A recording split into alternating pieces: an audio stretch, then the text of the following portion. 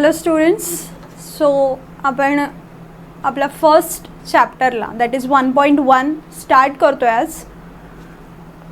So our first chapter is an astrologer's day. So what is astrologer? Astrologer म्हणजे जो भविष्य सांगतो, ठीक आहे. सो एक ॲस्ट्रोलॉजर आहे आणि त्याचा एक दिवस आहे आणि तो कसा गेला तो आपल्याला बघायचा आहे. It's very interesting story written by a famous author R.K. Narayan. So this is about him. So R.K. Narayan was born at 1906 and he died at 2001. Rasipuram Krishnaswamy Iyer. Narayan Swamy is one of the best known novelists among Indian English writers. He is the author of 14 novels, 5 volumes of short stories and a number of travelogues, and has a collection of non-fiction to his credit. So त्यांनी basically खूप सारं लिखाण केलेलं आहे. मग ते तुमचे novels असोत म्हणजे कादंबऱ्या असोत, ज्या काल्पनिक स्टोऱ्या असतात, किंवा ट्रॅव्हलॉग्स असोत ज्याला आपण भ्रमंती करून त्यावर इन्फॉर्मेशन देणं म्हणतो. सो तसे ट्रॅव्हलॉग्स लिहिलेत त्यांनी, तसेच त्यांचे नॉन फिक्शन बुक्ससुद्धा आहेत. So he also has written his memoir My Days. Narayan has created the imaginary town of Malgudi.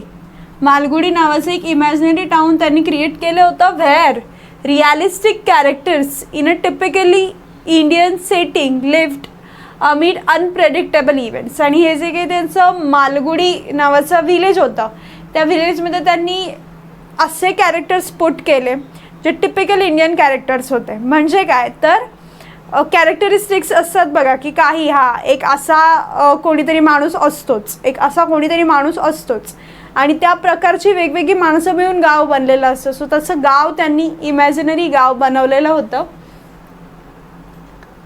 His stories are grounded in compassionate humanism and celebrate the humor. Humor विनोदी असतात and energy of ordinary life. His stories are characterized by a simple style and subtle spirit. त्यांचे जे काही writing आहे ती कशी असते, एकदम सिम्पल असते. म्हणजे या आधी पण तुम्ही R.K. नारायणचे चॅप्टर्स वाचले असतील, स्वामी अँड हिज फ्रेंड्स वगैरे.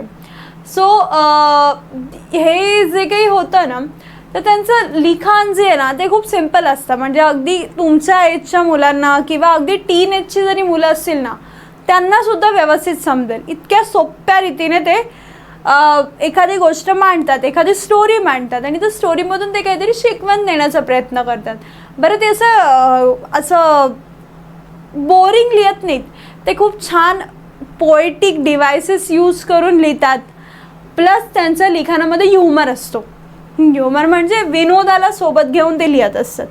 So Narayan was introduced to American readers in 1952 by the Michigan State University Press. This includes Swamy and his friends. खूप छान स्टोरी आहे.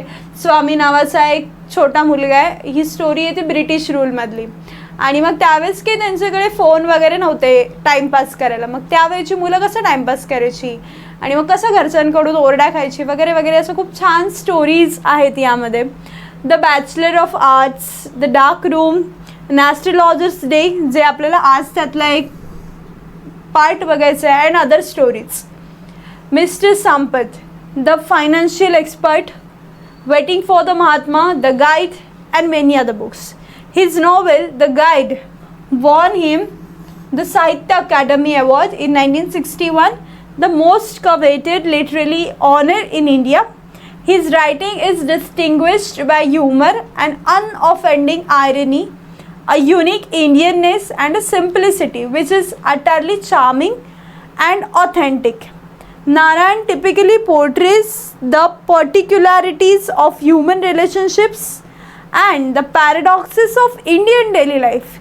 His style is graceful, marked by genial humor, elegance and simplicity. आपण खूपदा इथे word बघितला, humour humour humour. तर ह्यांचं जे लिखाण आहे ना ते खूप छान असतं. म्हणजे एखादा माणूस जर त्यांचं पुस्तक घेऊन बसला तर तो कधी बोर नाही होणार, कारण ते खूप लाईव्ह जिवंत असं लिहिलेलं असतं त्यात, पहिली गोष्ट तर.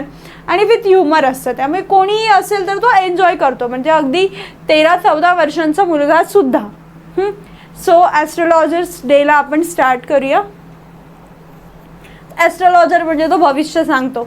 आता भविष्य सांगतो म्हणजे तो माणूस कसा असेल तुम्ही एक इमॅजिन करू शकता, की असं साधूसारखा बसलेला, ज्याच्या मोठ्या मोठ्या अशा मिशा दाढ्या आहेत आणि त्याने काहीतरी भस्म लावलेलं आहे, डोक्याला काहीतरी बांधलेलं आहे आणि तो असं शांतपणे बसला आहे कुठेतरी. तो गंभीरपणे लोकांकडे पाहतो आणि लोकांनी प्रश्न विचारल्यावर तो सडेतोड उत्तरं देतो, स्ट्रॉंगली कॉन्फिडेंटली तो उत्तरं देतो. आणि लोक पण मग त्याला असं विचारतात की बाबा आता काय करू, मग हे असं असं झालं आहे. सो हा ॲस्ट्रोलॉजर तुम्हाला बऱ्यापैकी माहिती आहे, तुम्ही बघितलेलं आहे की लोक भविष्य वगैरे विचारण्यासाठी जातात.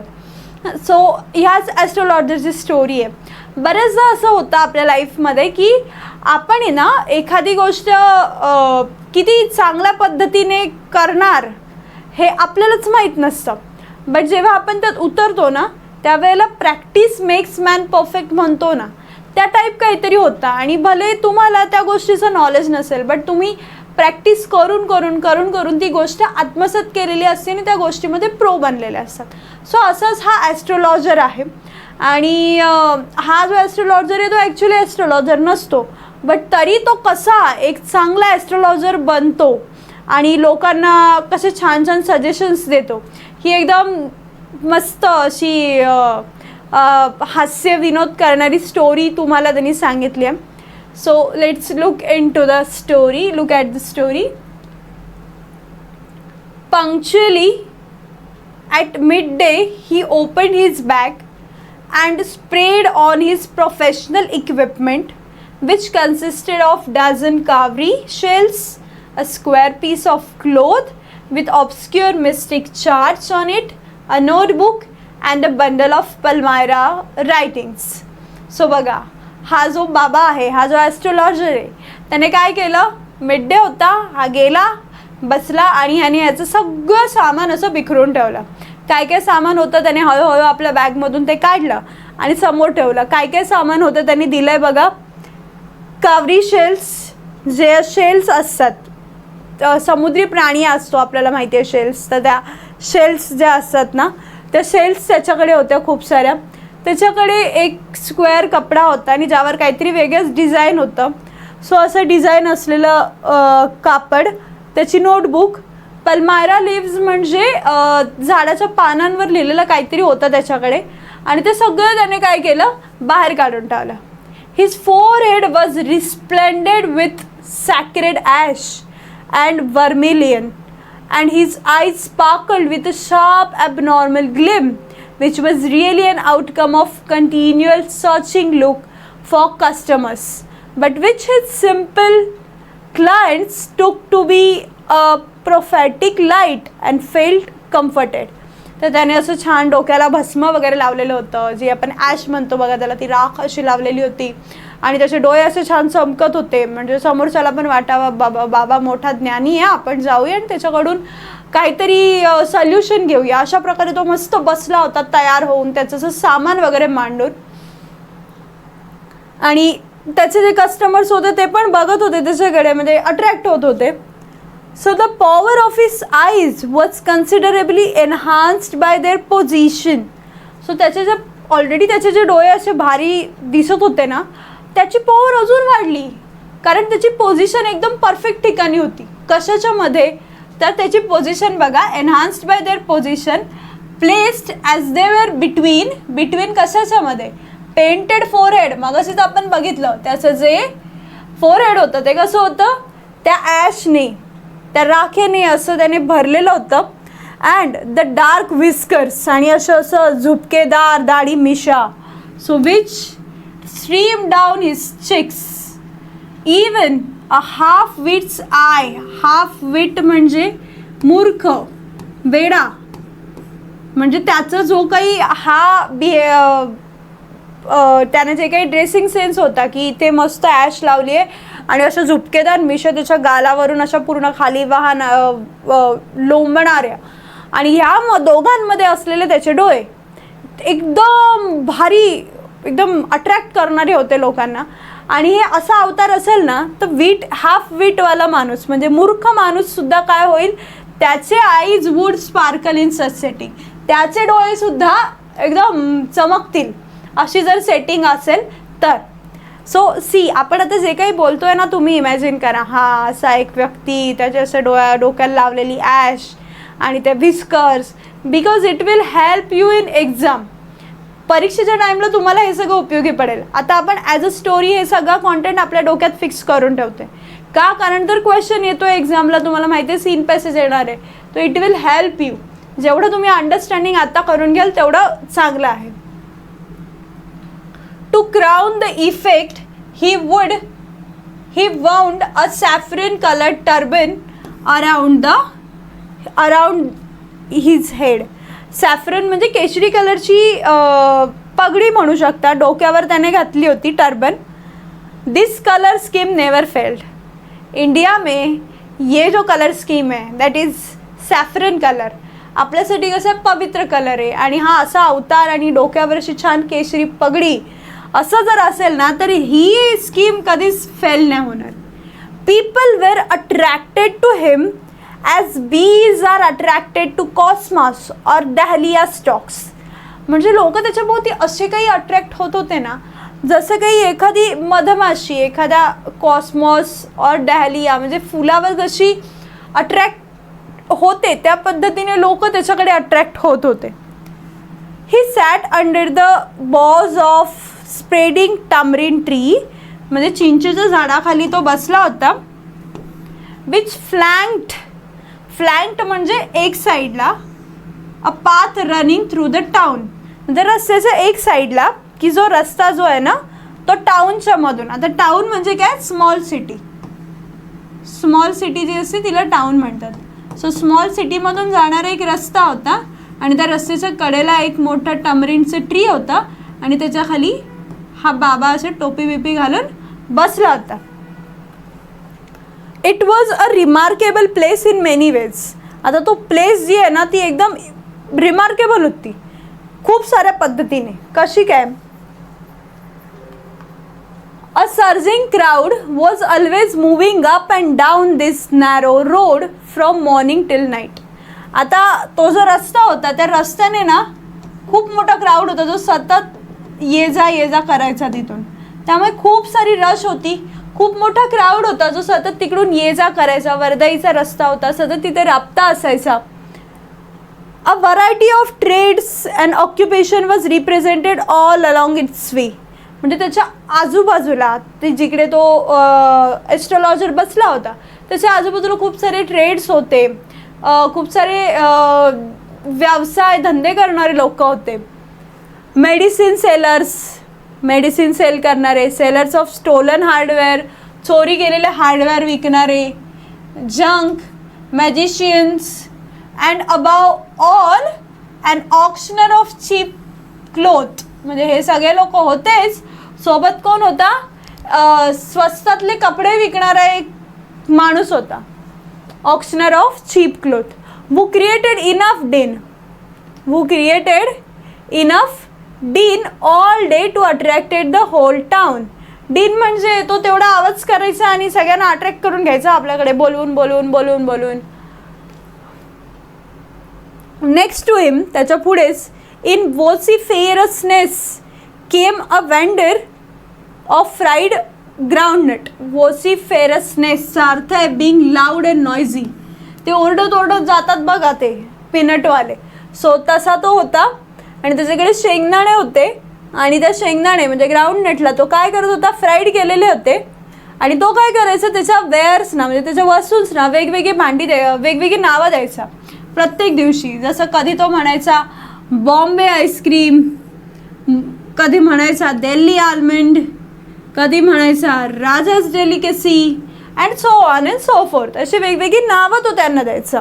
And people flock to him, आणि लोक पण त्याच्याकडे जायचे. People flock to him. A considerable portion of this crowd dallied before the astrologer to.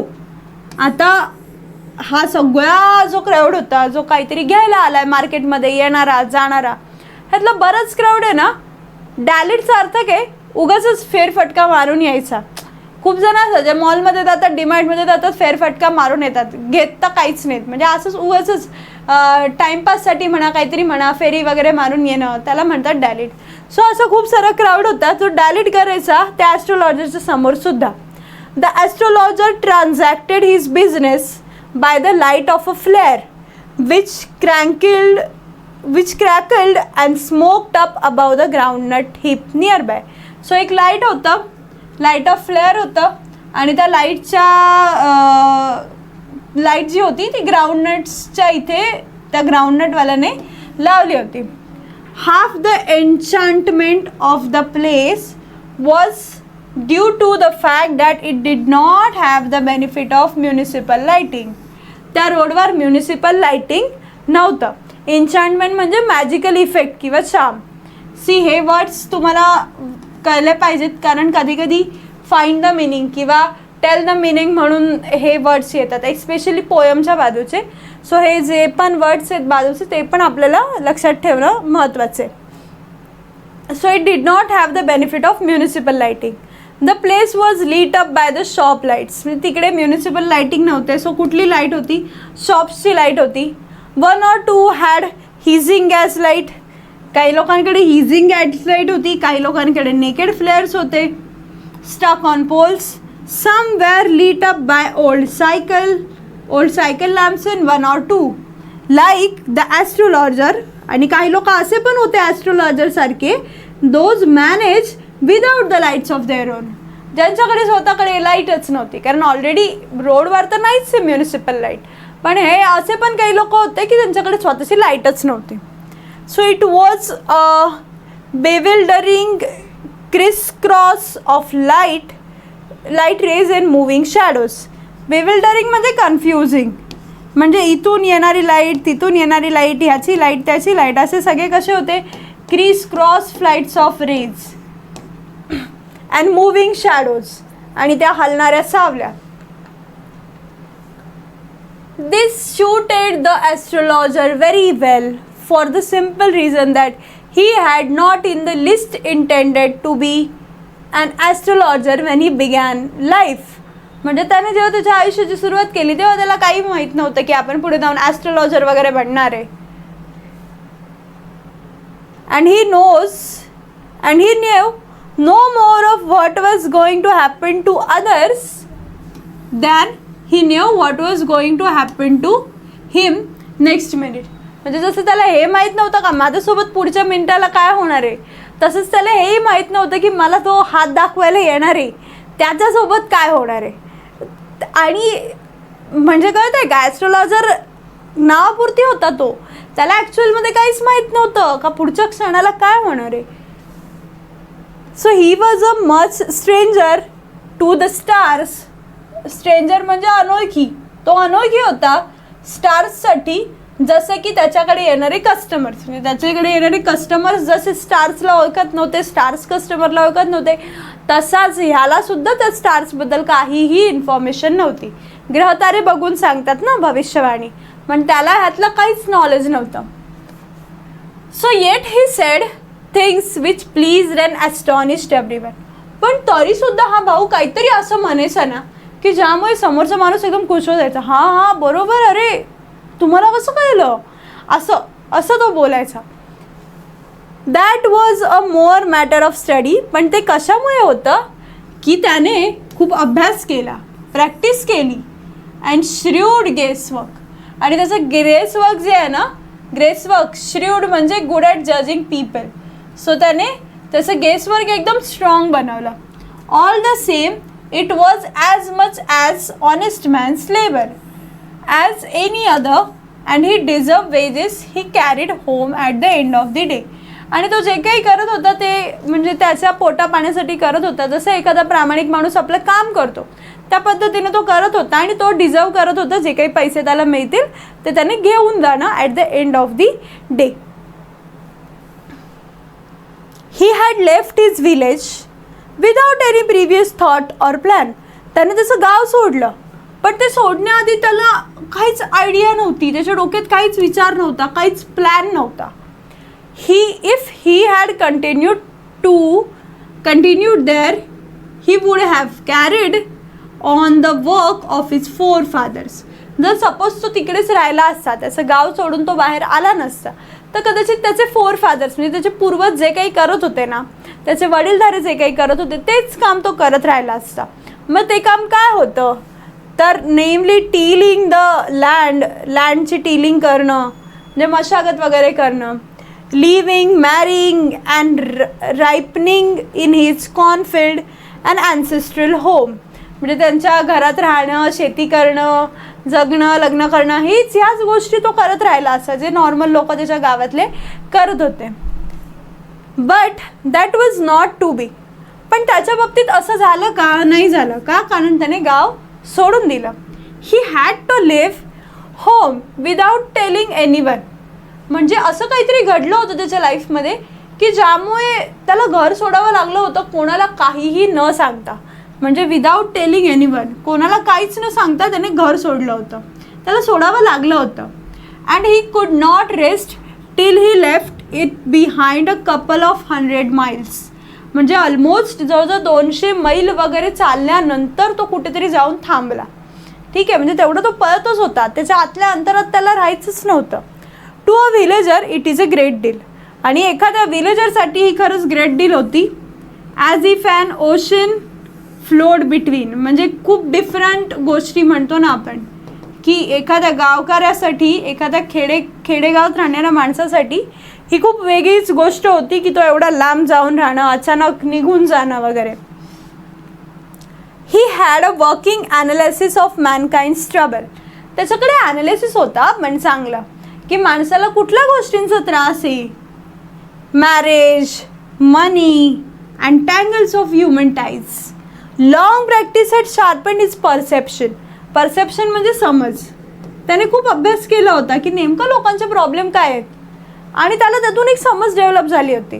तुम्ही पण बघितलं असेल, बेसिकली कोण जातं भविष्य ॲस्ट्रोलॉजरकडे, की बाबा मला हात घे माझा आणि मला सांग की हात बघून काय होणार आहे पुढे, करिअरचं कसं आहे, लग्नाचं कसं आहे, हेल्थ इश्यूजचं कसं असणार आहे, हे सगळं बघून सांगायला लावतात.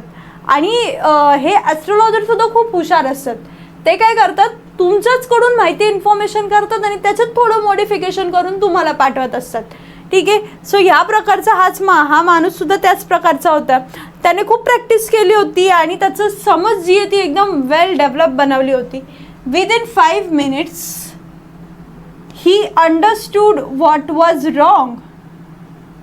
ठीक आहे, त्याला कळलं थोड्याच वेळात की काय रॉंग आहे.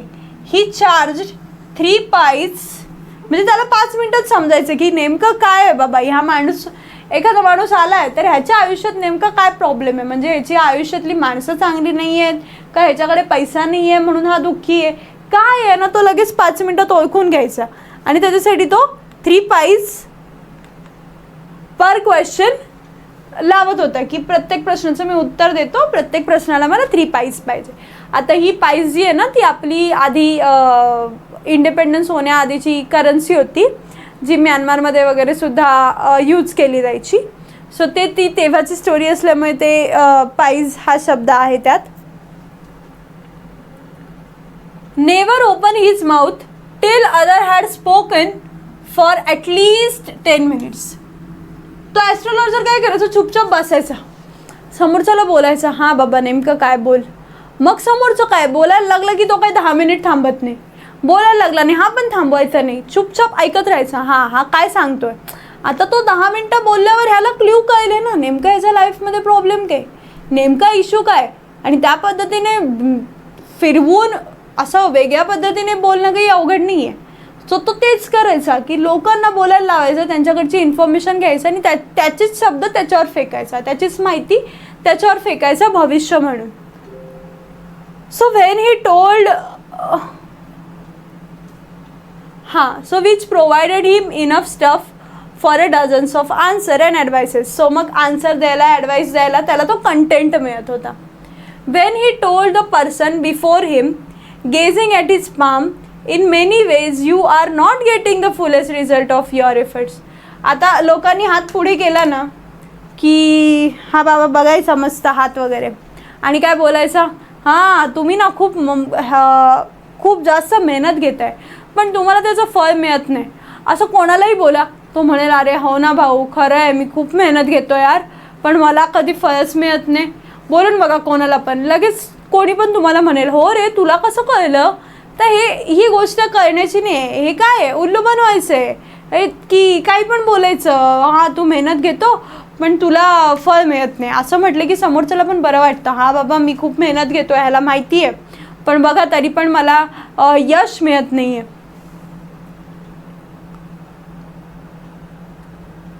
Then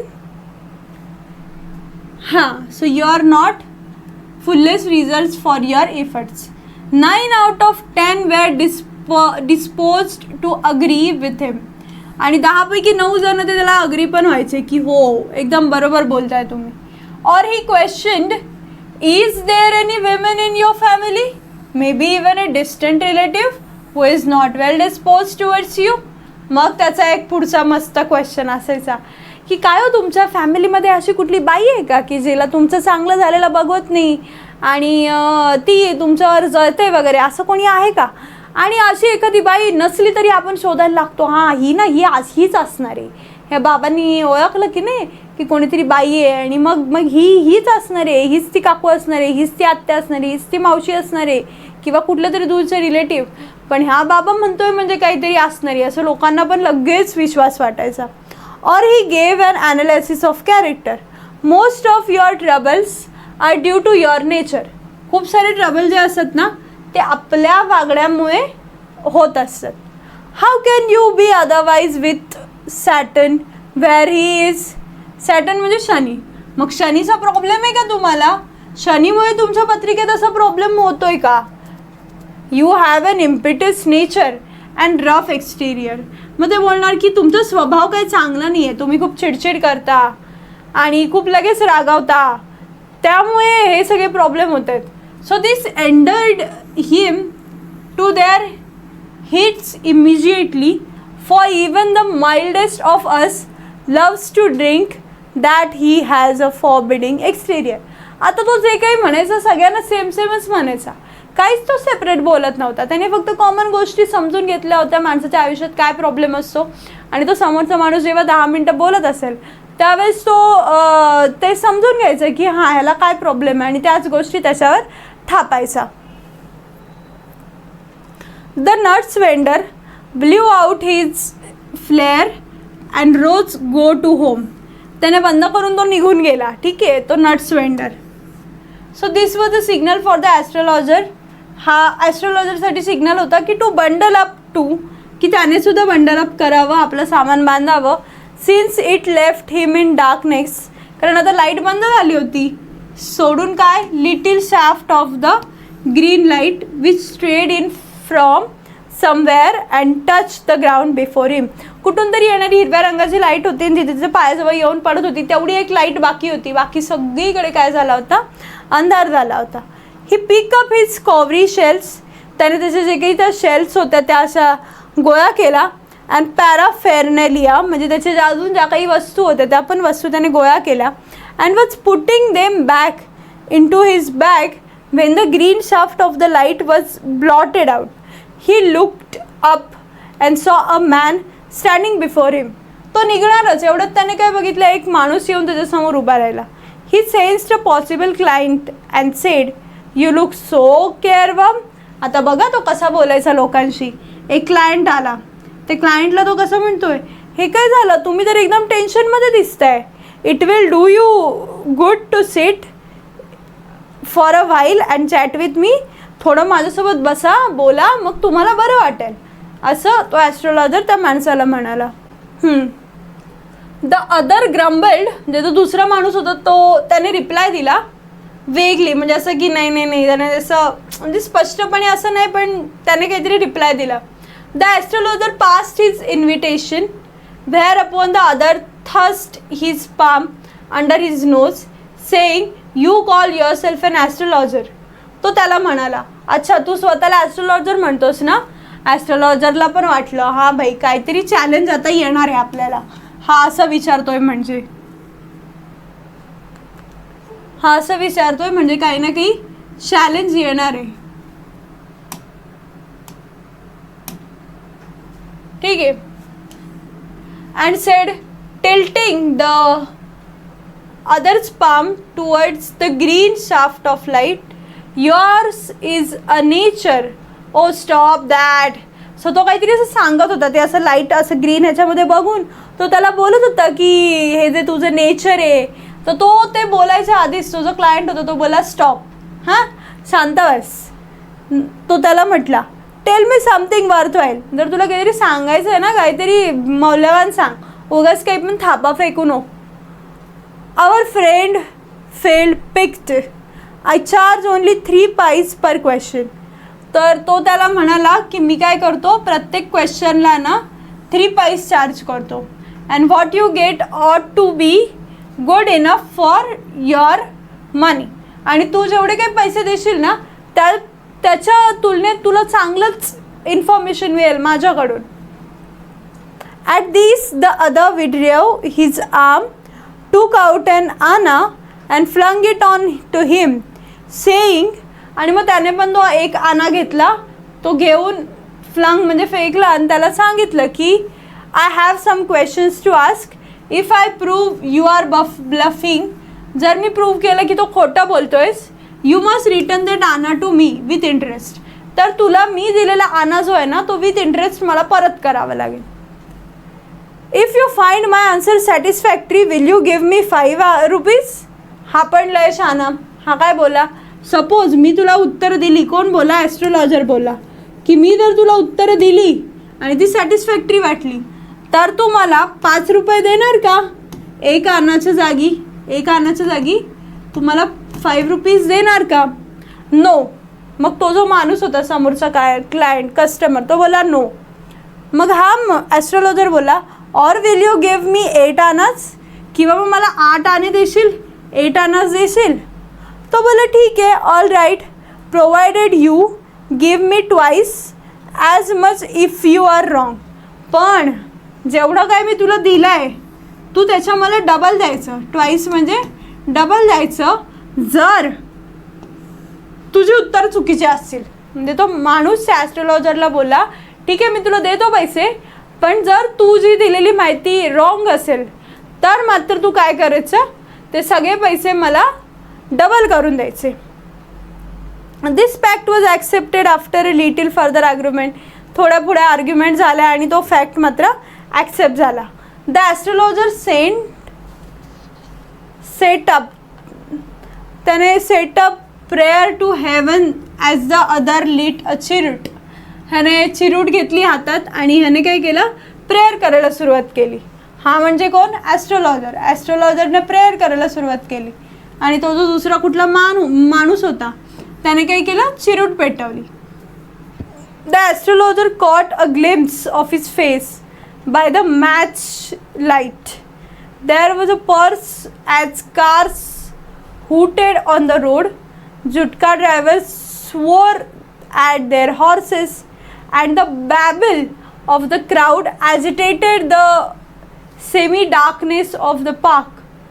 The other sat down, sucking his cheroot, puffing out and sat there ruthlessly. आता तो जो दुसरा माणूस होता ना त्याने त्याची चिरूट घेतली, पफिंग आउट, तो तिकडेच रूथलेसली बसून राहिला. आणि इथे बघा, इथे हळूहळू आता लोक जायला लागले होते. जुटका ड्रायव्हर, जुटका म्हणजे घोडेगाडी चालवणारे जे लोक असतात ना ते, किंवा बॅबल करणारा क्राऊड जो होता ते सगळे लोक काय झाले, हळूहळू कमी झाले. So the astrologer felt very uncomfortable. Here take your anna back. तो बोला आहे भाई राहू दे, हा तुझा आना घे आणि तू जा. I am not use to such challenges. मला हे असे चॅलेंज घ्यायची सवय नाही आहे, तर मला काही जमणार नाही. हा तुझा 8 आना घे आणि तू इथून निघ, रफा दफा हो जा. It is late for me today. मला आज लेट झालं आहे. He made preparations to bundle up. The other held his wrist and said you can't get off out it now. म्हणजे जो माणूस होता ना ॲस्ट्रोलॉजर जायला निघाला तर त्या माणसाने काय केलं, त्याची रिस्ट पकडली आणि त्याला म्हटलं काय कुठे जायचं नाही, जोपर्यंत तू मला माझ्या प्रश्नाची उत्तर देत नाहीस तोपर्यंत तू कुठेच जायचं नाहीस. You dragged me in while I was passing. मी चुपचाप जात होतो ना, कशाला मला अडवलं की माझ्यासोबत बसा, मग तुम्हाला बरं वाटेल. काय करत होती बोलायची, आता बोललंच ना, मग आता मला बरं वाटलं पाहिजे, असं तो माणूस त्याला म्हणाला. The astrologer shivered in his grip and his voice shook and become faint. आता ॲस्ट्रोलॉजरला तर खरं माहीत होतं की तो काय ॲस्ट्रोलॉजर नाही, आणि हा जर परीक्षा घेणार असेल तर मात्र आपण लुटले जाऊ असं वाटल्यामुळे त्याने काय केलं की तो सुद्धा घाबरला. लिव्ह मी टुडे, आजचा दिवस मला सोड. I will speak to you tomorrow, मी तुला उद्या काय ते सांगतो. आता तू जे काय मला सांगितलं आहे ना ते थांबव, आता मला काहीच बोलायचं नाही. आपण काय करू, उद्या तुझ्या या गोष्टीवर चर्चा करू. The other trust his palm in his face and sed challenge is challenge. पण तो दुसरा माणूस होता तो पण खूप हुशार होता. तो त्याला बोला, भाई चॅलेंज लिया तो अभी आपको वो निभाना पडेगा. तू बोला ना मी एवढे पैसे देतो आणि डबल दे वगैरे वगैरे, ठीक आहे देतो, पण जे काही आहे तू मला उत्तर देऊनच जायचं. Go on. The astrologer proceeded with his throat drying up. ॲस्ट्रोलॉजरने मग त्याचा घसा थोडा ड्राईंग अप केला. And there is a women, आणि तो बोला की देअर इज अ विमेन, एक बाई आहे. तो पण लय शहाणा होता. तो बोला बंद करा आता, म्हणजे काय सांगणार की एक बाई आहे आणि मग ती तुझं वाईट चिंतते आहे आणि मग ती तुमच्याच नात्या गोत्यातली आहे, आणि मग आपण पण अशी बाई नसली तरी शोधायला लागतो, हां हिनेच वाईट केला असणार आहे, हिलाच बघवत नाही चांगलं झालेला. सो असं काहीतरी त्याने केलं. पण तो त्याला बोलत stop, I don't want all that, मला हे सगळं नको आहे. Shall I succeed in my present search or not? Answer this and go, otherwise I will not let you go till you disgorge all your replied. All right. तो astrologer बोलला, ठीक आहे बाबा, तुला जे काय हवं आहे ते तू विचार, तुला ही इन्फॉर्मेशन नको आहे ना, जाऊ दे, पण तुला जे पाहिजे ते सांग, मी सांगतो. I will speak, but will you give me a RuPay if what I say is convincing. पण तो त्याला काय बोलला ॲस्ट्रोलॉजर, बघा आधी तो पैशांवर आला, आता तो रुपीवर आला. तो बोला मी तुला 1 रुपया देईन जर तुला माझं तू मला 1 रुपया दे जर तुला माझं उत्तर दे ते योग्य वाटलं, कन्व्हिन्सिंग वाटलं. Otherwise I will not open my mouth and you may do what you like. नाहीतर मग मी काहीच बोलणार नाही आणि तू कर तुला काय करायचं ते. After a good deal of haggling, म्हणजे असं बाचाबाची झाली, बार्गेनिंग झालं, अँड द अदर ॲग्रीड, आणि फायनली दोघं पण अग्री झाले एका गोष्टीवर. The astrologer said you were left for dead, am I right? So तो बोलतो की तू जो आहेस ना की तू you were left for dead, म्हणजे तू मरणारच होतास. खरं आहे का? म्हणजे तू काही दिवसापूर्वी तू मरणारच होतास, हे खरं आहे का? हां, टेल मी मोर. त्याच्यात पण उत्सुकता जागृत झाली. बोला अरे ह्याला कसं कळलं? बोला हां मला जरा अजून सांग. Tell me more. A knife has pass through you once. सुरी जी असते ना ती कुठेतरी तुझ्या शरीरासमोरून गेलेली होती. Said the astrologer. Good fellow, he bared his chest to show the scars. What else? आणि त्याने त्याच्या चेस्टवरचा जो काही वार होता तो दाखवला की हो हो तुम्ही जे बोलताय ना ते खरं आहे. And then you were pushed into a well nearby in the field. You were left for dead. आणि त्यानंतर तुला विहिरीत ढकललं गेलं आणि तू मरणारच होतास. अशा सिच्युएशनमध्ये तुला सोडून दिलेलं होतं. I should have been dead if some passerby had not chanced to peep into the well, exclaimed the other, overwhelmed by enthusiasm. तो बोला हो हो बरोबर आहे. जर आजूबाजूच्या येणाऱ्या लोकांनी आतमध्ये वाकून बघितलं नसतं आणि काय झालंय कसं तर कधी कळलंच नसतं कोणाला. मी तर तिकडेच त्या विहिरीत पडून मरणार होतो. असं कोण म्हणाला? तो माणूस म्हणाला. Wien shall I get him? मला तो मारण्याचा प्रयत्न करणारा माणूस कधी भेटेल? त्याने विचारलं. In the next world. तो काय म्हणतो? मिळेल ना पुढच्या जगात. Answer the astrologer. ॲस्ट्रोलॉजरने आन्सर दिला. He died 4 months ago in far off town. मग त्याने सांगितलं की पुढच्या जन्मात म्हणजे काय की तो ऑलरेडी मेलेला आहे, त्यामुळे तुला काय तो या जन्मात मिळणार नाही. पुढच्या जन्मात कदाचित तुमची भेट होईल, पण आता या जन्मात तरी काही तुमची भेट होऊ शकणार नाही आहे. You will never see any more of him, की तू आता पुन्हा त्याला नाही बघू शकणार आहे. The other groaned on hearing it, म्हणजे एकदम असं रागाने हे लाल झाला तो हे ऐकल्यावर. अँड द ॲस्ट्रोलॉजर प्रोसीड, गुरुनायक, त्याने नाव घेतलं गुरुनायक, आणि नेमकं ते नाव कोणाचं होतं, त्या माणसाचंच होतं. मग तो पण एकदम खुश झाला. यू नो माय नेम, तुला माझं नाव माहिती आहे. You, the other said, taken aback, as I know all other things, Guru Nayak, listen carefully to what I have to say. तो म्हणाला, गुरुनायक, माझं नीट ऐक, मी काय बोलतोय. Your village is 2 days journey due to north of this town. तो बोला की तुझ्या गावाकडे 2 तासाची जर्नी आहे. टेक द नेक्स्ट ट्रेन, तू पुढची ट्रेन पकड, अँड बी गॉन, आणि चुपचाप गावाला निघून जा. त्याला काय बोलला की तुझं गाव असं असं आहे, इथे इथे आहे, तुझी गावची ट्रेन पकड आणि तू इथून निघून जा. I see once again great danger to your life if you go from home. तो बोला, जसं तू घरापासून लांब आलास, आणि जर लांब आलास तर मला दिसतंय की तुझ्या शरीराला, तुझ्या जीवाला काय धोका आहे, डेंजर आहे, तर तू घरापासून दूर राहतोयस. त्यामुळे तू चुपचाप कुठे निघून जा, घरी निघून जा. He took out a pinch of sacred स्टॅश and held it to him. आणि मग ते बाबांनी लोक काय करतात, असे मस्त राख टाकतात आणि ती आपल्या डोक्याला वगैरे लावतात. Rub it on your forehead and go home. तुझ्या फोरहेडवरती रफ कर आणि घरी निघून जा. ठीक आहे, असं कोण म्हटलं, ॲस्ट्रोलॉजर त्या माणसाला म्हणाला.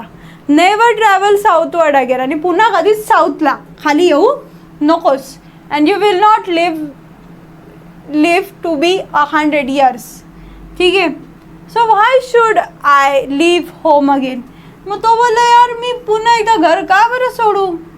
The other said reflectively, I was only going away now and then to look for him and to choke out his life I met him. He shook his head regretfully. He has escaped my hands. I hope at he died as he deserved. मग तो बोला की अगरे तो तर जाऊ दे की तो escape झाला माझ्या हातातून, पण आय होप की तो मेला जसा तो डिझर्व करतो ना तसाच तो मेला. मग हा ॲस्ट्रोलॉजर बोला, yes yes said the astrologer. He was crushed under a lorry.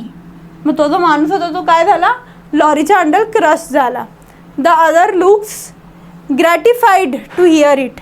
आणि मग तो जो दुसरा होता ना त्याला पण त्याला समाधान वाटलं. हा मला मारायला निघालेला ना माणूस, बरं झालं स्वतःच कुठेतरी मरून गेला. The place was deserted by the time. Astrologer picked up his article and put them into his bag. आता टाईम संपत चालला होता. त्याने ते सगळे त्याच्या ज्या काही वस्तू त्याने बाहेर काढल्या होत्या, कावरी शेल्स, ते नोटबुक, तो माइंड मॅप, तो सगळं त्याने घेतला आणि परत सामान बॅगेत ठेवलं. The green shaft was also gone. आता ती जी ग्रीन लाईट होती ती सुद्धा गेलेली होती. Living the place in darkness. आता कसं होतं, पूर्णच्या पूर्ण अंधार होता, पूर्णच्या पूर्ण डार्कनेस होतं. अँड सायलेन्स, आणि एकदम शांतता होती. The stranger had gone off into the night. तो जो स्ट्रेंजर होता तो सुद्धा रात्रीचा निघून गेला. After giving the astrologer a handful of coins. असे हात भरून त्याला कॉईन्स दिले आणि तो निघून गेला. It was nearly midnight. So ह्याची पण मध्यरात्र झालेली होती. When the astrologer reach home. मध्यरात्री झाली जेव्हा ॲस्ट्रोलॉजर आपल्या घरी पोचला. त्याची जी वाईफ होती बिचारी, ती वाटच बघत होती की बाबा हा कधी येईल. So his wife was waiting for him at the door. दरवाजावर उभी होती ती बिचारी. And demanded an explanation. आणि एक्सप्लेनेशन मागत होती, काय बाई लेट का झाला वगैरे वगैरे असं विचारत होती.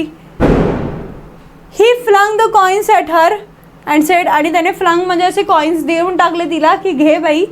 आणि बोला, मोज ते, एका माणसाने मला हे सगळं दिलेलं आहे. हे सगळं मोज, एका माणसाने मला हे सगळं दिलेलं आहे. 12.5 आनाज शी सेड. मग ती बोलली की 12.5 आनाज आहेत.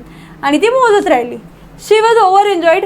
I can buy some jaggery. आणि ती मात्र खुश झाली. ओव्हर जॉईड, खूप खुश झाली. का? कारण ती बोलली अरे आता मला ना गूळ घेता येईल, जॅगरी म्हणजे गूळ घेता येईल, खोबरं घेता येईल, कोकोनट घेता येईल उद्यासाठी. किती दिवस झाले बिचारी जी त्यांची मुलगी होती हर, म्हणजे ती जी कोणी मुलगी होती ती सारखी विचारत होती स्वीट काहीतरी बनव ना बनव ना. सो खूप दिवस झाले मला देता येत नव्हते, but I will prepare some nice stuff for her. पण आता मी काय करेन, माझ्या त्या मुलीसाठी छान काहीतरी गोडाधोडाचं बनवेन. का? कारण आज तुम्ही पैसे आणले ना, आणि त्या पैशांमधून आपण जॅगरी आणू शकतोय, खोबरं आणू शकतोय, आणि त्याचं मी काहीतरी स्वीट आयटम बनवू शकते, असं ती त्याला म्हणाली, त्याची बायको. The swine has cheated me, he promised me a RuPay. आणि तो बोलला अरे तो माणूस आहे ना त्याने मला चीट केला, तो मला बोलला की मी तुला रुपी देणार. Said the astrologer. She looked up at him. You look worried, what is wrong. मग ती बायको होती, तिने ओळखून घेतलं की काहीतरी इश्यू आहे. तिने त्याला विचारलं की बाबा काय झालं, नेमका प्रॉब्लेम काय आहे, तू का असा एवढा गोंधळलेला वगैरे दिसतोय, नेमका इश्यू काय झालाय. What is wrong. नथिंग. तो बोला काहीच नाही. After dinner sitting on the pyol. Pyol म्हणजे एक स्ट्रिंगचा कॉट असतो बघा, असा असा असा असा असा, ठीक आहे. सो त्या कॉटवर तो बसला होता. So do you know a great load is gone from me today. की भाई आज खूप मोठं संकट माझ्यावर येऊन गेला, असं तो तिला बोलला. I thought I had the blood of a man on my hands all these years. That was the reason why I ran away from home, settled here and married you. He is live. तो बोलला अगं me the blood of man on my hands all these years, ज्या माणसाचं रक्त इतके वर्ष माझ्या हाताला लागलं होतं ना, त्याच I thought I had the blood of man on my hands all these years. म्हणजे त्याला आजपर्यंत असं वाटत होतं की ब्लड ऑन माय हँड्स म्हणजे काय, की माझ्याकडून कोणाचं तरी मर्डर झालं आहे बाबा, असं त्याला वाटत होतं. आणि त्यामुळे त्या गिल्टमुळे, तुम्हाला आठवतं मगाशी आपण स्टोरीचं स्टार्टिंगला बघितलं की तो गाव सोडून आला होता अचानक, कोणालाही न सांगता. ते तो का आला होता, कारण त्याच्या हातून एक घटना घडली होती ज्यामुळे त्याला असं वाटत होतं की मी कोणाचं तरी मर्डर केलं, आणि त्या गोष्टीला घाबरून तो पळून आला होता. मग तो तिला तेच बोलतो की ती गोष्ट होती की ज्याच्यामुळे मी पळून आलो, इकडेच घर केलं, इकडेच राहिलो आणि तुझ्याशी लग्न केलं. पण तो जो माणूस आहे ना तो जिवंत आहे, तो मेला नाही आहे. He is alive. She gasped. You tried to kill him. ती बिचारी एकदम घाबरेघुबरीच झाली, गॅस्प्ड एकदम. आणि तिने विचारलं की तुम्ही त्याला मारायचा प्रयत्न केला होता का. येस. तो पण बोलतो, तो ॲस्ट्रोलॉजर बघा किती भारी होता, बोलतो येस हो मारायची ट्राय केलं होतं इन आवर विलेज, आमच्या गावात. When I was a silly youngster, जेव्हा मी नुकताच असा तरुण मुलगा होतो. वी ड्रँक, दारू प्यायलेले. गॅम्बल्ड, चोरी करायची, मजा मस्ती दंगा धोपा करायचा. And quarrel badly one day. आणि एक दिवस आम्ही असंच केलं. जाऊ दे ना, वाय थिंक ऑफ इट नाव. मग हे बोलता बोलता त्यानेच स्वतःला थांबवलं. जाऊ दे, तर ते सगळं तुला कशाला सांगू, पण आता हे सांगता सांगता तुम्हाला कळलंय की त्याच्या हातून नेमकं काय झालं होतं. टाईम टू स्लीप, झोपायची वेळ झाली आहे, असं तो बोलला. Yawning and stretch himself on the pyol. आणि तो जो त्याचा कॉट होता त्याच्यावर जाऊन तो झोपला. सो तुम्हाला स्टोरी कळली सगळी की त्या माणसाचं नाव याला कसं माहिती, त्या माणसावर अटॅक झाला आहे त्याला कसं माहिती, आणि मग त्याने कसं स्वतःला वाचवून घेतलं की तो आता मेल आहे आणि आता जा. सो ही अशी मस्त स्टोरी आहे, सरळ सरळ दिली नाही आहे, पण यातला तुम्हाला आयडिया आली, म्हणजे एखाद्या मूवीसारखं की समोर दाखवलं आहे हां, पण ॲक्च्युअलमध्ये पास्टमध्ये काहीतरी घडलं होतं आणि तोच माणूस त्याच्या समोर येऊन उभा राहिला होता. म्हणजे त्याला त्याचं नाव वगैरे कसं कळलं तर याच गोष्टीमुळे. तर ह्यातून आपल्याला काय कळलं की तो काही ॲस्ट्रोलॉजर नव्हता, त्याला कसलंच नॉलेज नव्हतं, पण त्याच्याकडे स्किल होतं. कसलं की तो लोकांकडूनच त्यांची इन्फॉर्मेशन घ्यायचा आणि एकदम भारी भारी शब्दात त्यांनाच परत ती द्यायचा आणि पैसे कमवायचा. ठीक आहे. So it was a lesson by R K. Narayan. I hope you have enjoyed 1.1. आणि आपण सगळेच हळूहळू एक एक चॅप्टर आपल्या ॲपमध्ये ॲड करतो आहे. तर हा फर्स्ट चॅप्टर होता जो आपण टाकला आहे, आणि आय होप की तुम्हाला हा चॅप्टर व्यवस्थित कळला असेल. या चॅप्टरचे क्वेश्चन आन्सर्स आहेत. जर तुम्हाला क्वेश्चन आन्सर्समध्ये काही डाऊट असेल की काय कसं, कारण जर तुम्हाला लेसन कळलं आहे, एक्स्ट्रॅक्ट कळलं आहे, लाईन टू लाईन कळली आहे, तर तुम्ही आरामात उत्तर देऊ शकताय. ठीक आहे. बाकी जो डुएल डायरेक्टेडचा पार्ट आहे, स्पॉट द एररचा पार्ट आहे, तो आपण ग्रामरच्या लेक्चरमध्ये कवर करू. Yes. So we should stop it now. आपण आता 1.1 कंप्लीट केलेलं आहे. लवकरच भेटू एखादी पोयम घेऊन किंवा मग रायटिंग स्किल ग्रामरचा टॉपिक घेऊन, आणि सायमल्टेनियसली आपण सगळेच सेक्शन्स कवर करू. म्हणजे असं नाही की फक्त लेसन तर लेसनच करतो आहे. लेसनचे लेक्चर टाकले, आता पोयमचे टाकू, रायटिंग स्किलचे टाकू, ग्रामरचे टाकू. सो सेक्शन पॅरलली सगळे सुरू राहतील आणि लवकरात लवकर आपण सगळेचे सगळे लेक्चर ॲपमध्ये टाकण्याचा प्रयत्न करतो आहे की जेणेकरून तुम्हाला जास्तीत जास्त फायदा व्हावा एक्झामच्या दृष्टीने. Thank you guys.